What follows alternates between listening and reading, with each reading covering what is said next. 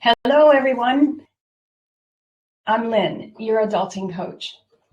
Today's topic is how to help our autistic young adults stop having nightmares. I had one myself the other night. It was a typical type of nightmare where I was standing in front of a group of former work colleagues. 25 years ago, I left this place of work. And of course, I was trying to put my clothes on, and they were all hostile and making fun of me. And I woke up and my heart was pounding. I was sweating. I was breathing fast. And I thought, why am I still having these kinds of, nightmares? It's been, decades. What's going on? So I just want everyone to know that these are known as idiopathic nightmares, meaning that they happen from time to time, but they're not they're not repetitive, distressing nightmares like the people who have experienced trauma and believe that they have PTS. 9 out of 10 people with PTS have repetitive, distressing nightmares. And, those are awful, and I'll talk a little bit about those, but just know if you have PTS and you're having that kind of nightmares, you need somebody who's qualified to work with that specifically, and that I would highly recommend. For the rest of us, nightmares actually can be a good thing. So I'm going to define why we have them and why they're a good thing, and then offer you 7 ways to process them that you can do with your autistic young adult, or you can suggest that your autistic young adult do to get rid of them. Just want to start up with a disclaimer, though. If you have had past trauma and you have recurring distressing nightmares, please work with a therapist. Get the help you need. If you might have PTS and you choose to practice some of the exercises that I offer, know that you are doing them now at your own risk. And, the good thing about working with a therapist is that they will take you step by step through the process and only suggest you do something that's within your window of tolerance. And so that's why we have those types of people who can do those wonderful things, and they're well trained and well experienced. And so that's what I would recommend. So let's go into the causes of nightmare. Everyone has nightmares sometimes.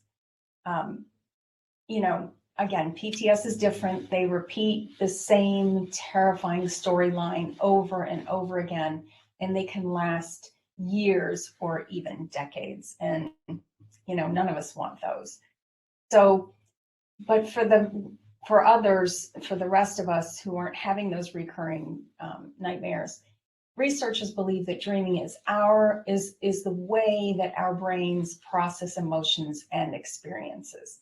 We're in that rapid eye movement REM part of sleeping, and we usually don't remember them.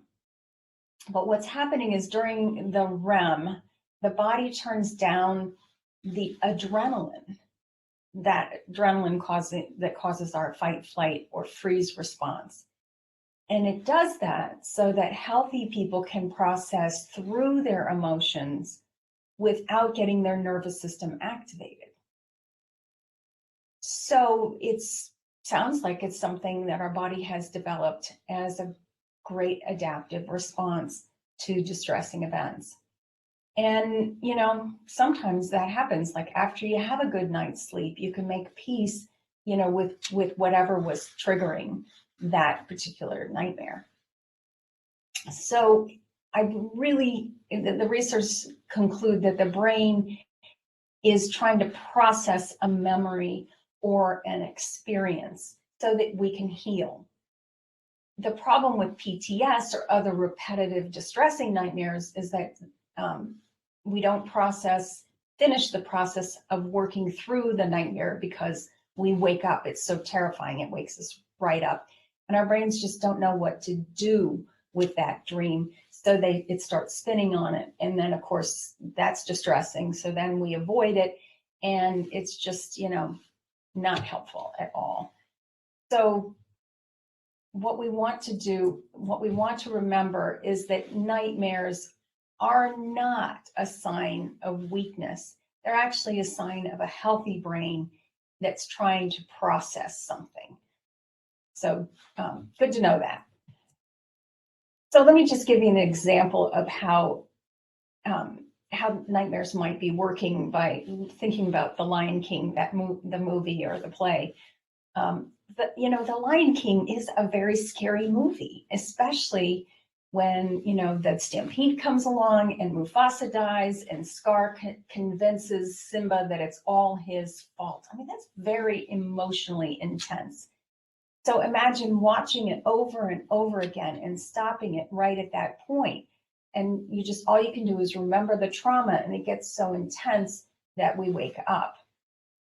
So we also will tend to avoid it during the day. When the brain tries to process it at night, we get flooded with adrenaline, and it just is not, it's just not healthy. So instead, what we want to do is help our young adults process that traumatic event and try to reach some kind of resolution. The resolution in the movie is, of course, Hakuna Matata, and it's not your fault, Simba. And then they go and they fight and they defeat the bad guys. They restore nature's balance, and then they go make babies and have happy times. So it's beautifully resolved in that movie. Let's see what we can do to resolve it in our own lives. So one technique is imagery rehearsal. It's a cognitive behavioral technique that in one trial reduced nightmares and symptoms 60% and in another 72%. And the results lasted for months to years. So this is worth trying. What we do is we retrain our brain to work through the nightmare. So we write down our memory, we record it in some way of the nightmare, and then we rewrite it, changing something about it. Again, if thinking about this overwhelms you, please work with a therapist. But here's what we do is we breathe, we choose which nightmare we're going to work on, we write out the script with the details. And my favorite way, of course, is by using a steer map where we look at the situation and then our thoughts about it, our emotions, our actions, and our results. And then what we want to do is we want to read that out loud. We want to write out that script with as much details as we can. Then when we change it, we do the different steer map, practicing a different set of, a different thought, which is going to give us a different emotion and action and result. When we read that new thought out loud and practice it, we will get a new thought, emotion, action triad that will help us get a different result, which is hopefully not having this nightmare over and over and over again. So we learn to work through that thought, emotion, and action that keeps us stuck. Here's another way. You don't have to write the whole script of the nightmare. All you have to do, if you want, is just start with the situation. I had a dream, and the thought was, it was a nightmare. And the emotion is, it scared me.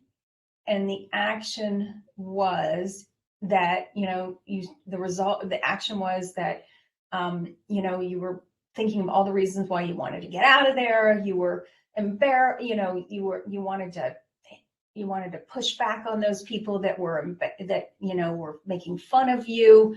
And the result was, it was a pretty traumatic, experience, which lines up with your thought of, it was a nightmare and I don't like it.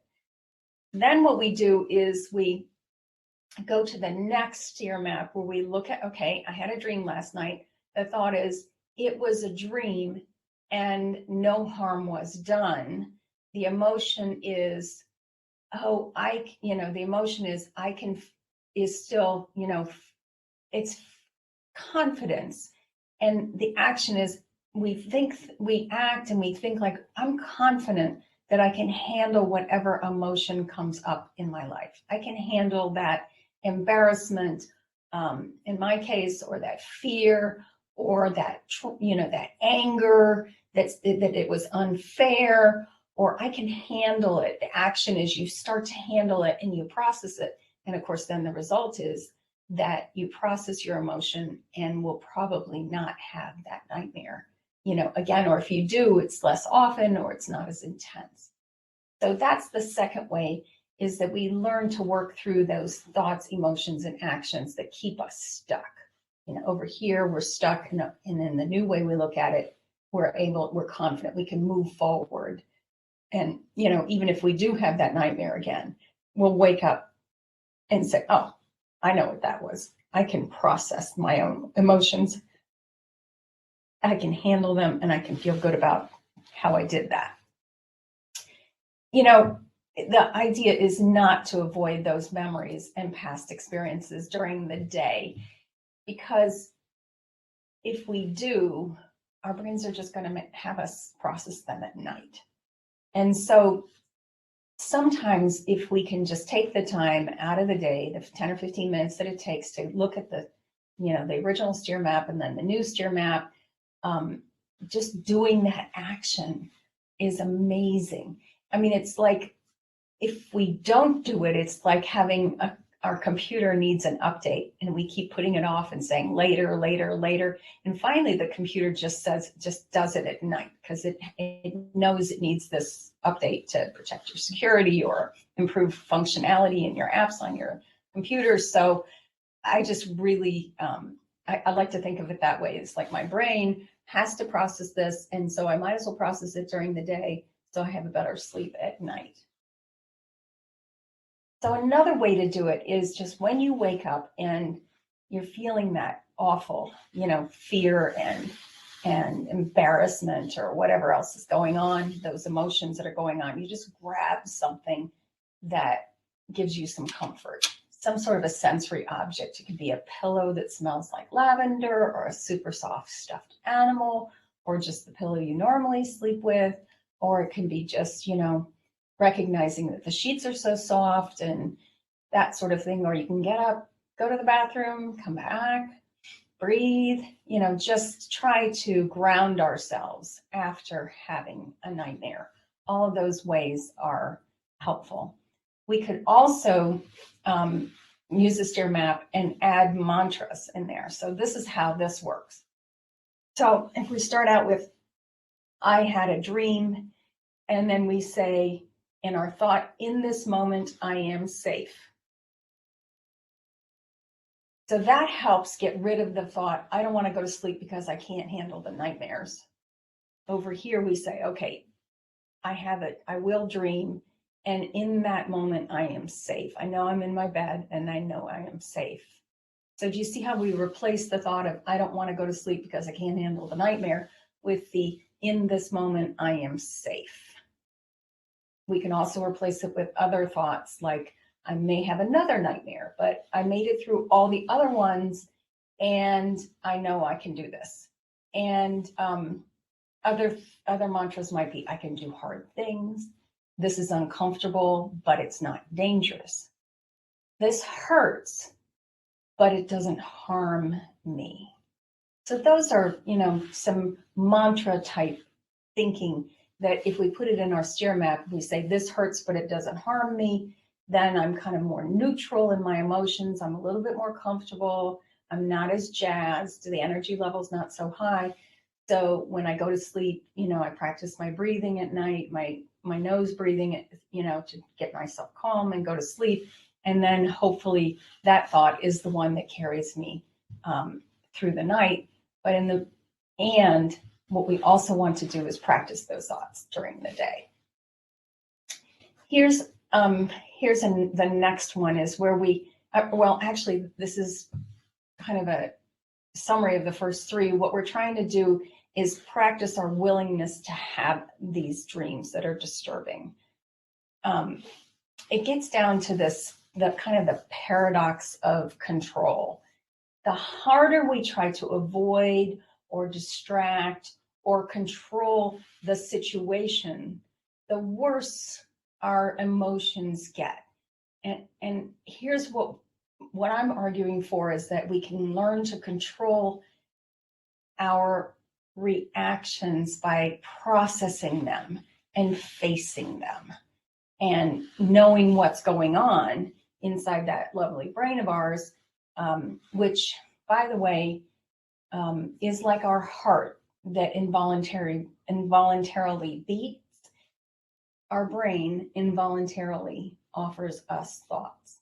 And that's why we need to use our mind to control the automatic thoughts that we have every day. All of us do. So here's the fifth idea, is to find someone to help us look at the underlying conditions and other causes that could be creating these nightmares. Like, for example, if you stop breathing at night, you know, on a regular basis, you might have recurring dreams that you're being strangled. I mean, that makes sense. So you might want to, you know, consult a sleep specialist who can determine whether or not that is the physiological cause of your nightmares. And I'm sure, you know, I've not been to one, but I'm sure they have a whole host of skills and strategies that they can help you with, you know, a sleep specialist. So that would be the fifth idea. The sixth idea is one that was suggested by my coach, Joni, and I really appreciate it because it has really made a difference in my life. And this is my reset ritual. I know that type is very small, but just know that I will include a link to download these steps at the bottom of this video, or when I post it, I'll make sure that it's on there.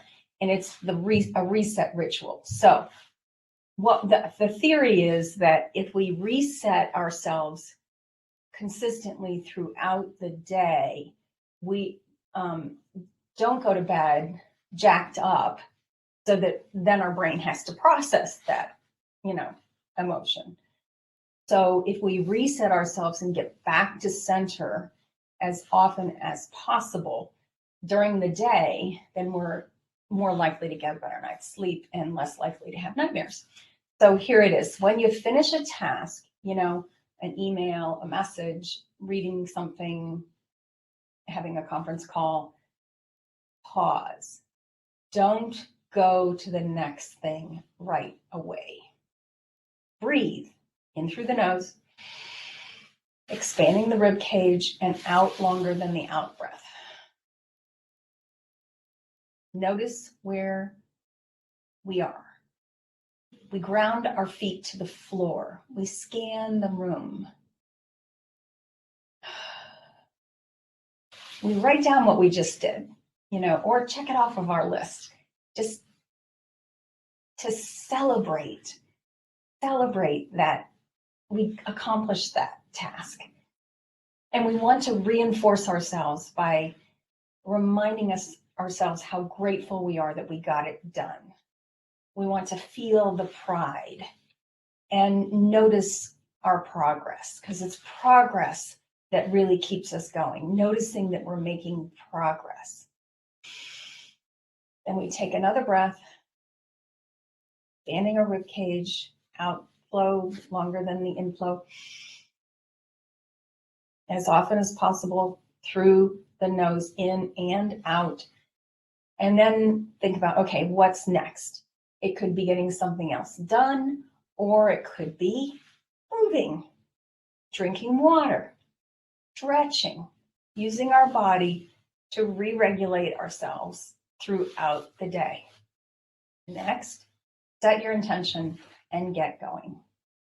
So that's my offer for how to keep reducing nightmares, get better sleep, is to reset ourselves regularly throughout our days. And wouldn't it be lovely if we could teach our young adults to do that? Wow. Okay, so of course you're going to want to improve the seventh strategy is the one that you're going to read about most often online, and that is to turn off your screens at least an hour before sleeping. Make sure your phone's recharging in another room so that blue light doesn't get to you. Go to bed at a regular time. get enough sleep. Make sure that you're going to bed at a time that gives you enough sleep when you wake up. Have a good bedtime routine that, centers you, brushing teeth, gratitude practice, and don't use substances like alcohol to sleep, because they just undermine every other part of your life, and they frankly don't work. They help you get to sleep, but the sleep you have is not as good quality. And, likewise with any other kinds of substances. Of course, again, if you go back to that sleep specialist, and there's some things that they offer that are pharmacological in nature, maybe for a short-term basis, they're a good way to kind of fix and get you back on track. Maybe you'll need them from a long-term perspective. I am grateful we have all these options. I don't want to eliminate anything that could possibly help. So, back to that sleep specialist idea, make sure that we do whatever they suggest to improve our sleep hygiene as well.